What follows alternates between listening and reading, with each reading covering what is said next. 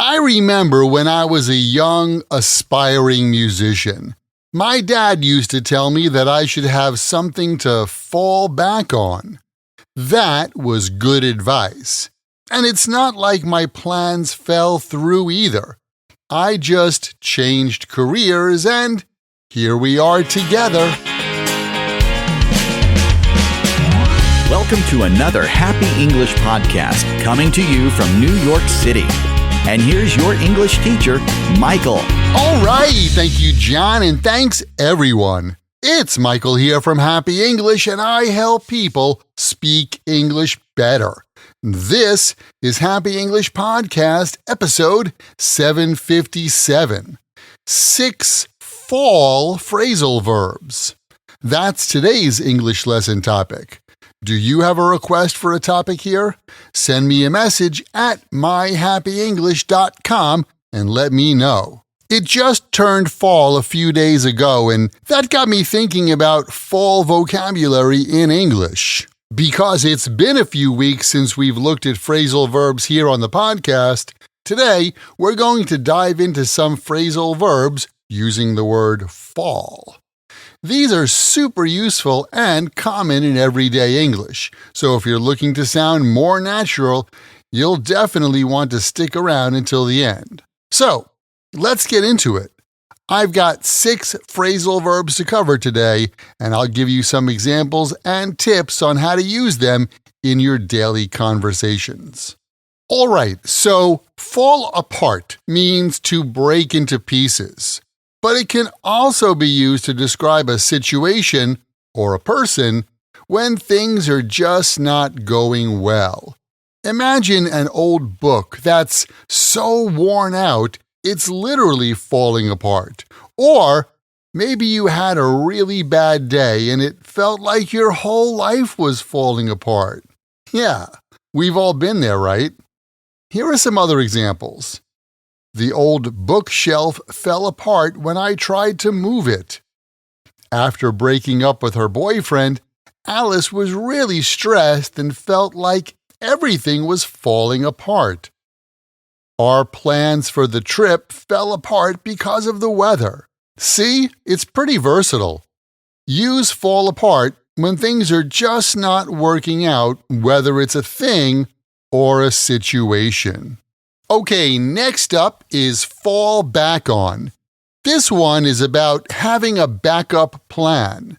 Think about it like having an emergency fund. If something doesn't work out, you can fall back on it. It's kind of like a safety net. For example, if my freelance work slows down, I can always fall back on my savings. She fell back on her teaching experience when she couldn't find a job in marketing. John and his wife fell back on their parents for support when they lost their jobs.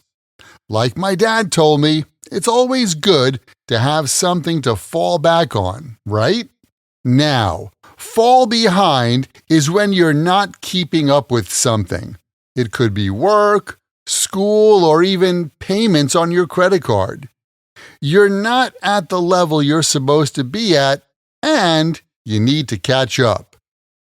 I fell behind on my study routine over the last few weeks. John fell behind in his studies and had to take extra classes. If you fall behind on your bills, you could end up with late fees. Nobody likes falling behind, right? So, it's always good to try and stay up on top of things. Okay, this one's fun. Fall for can mean 2 things. First, to be tricked or deceived, like when someone tells you a joke or a lie and you believe it.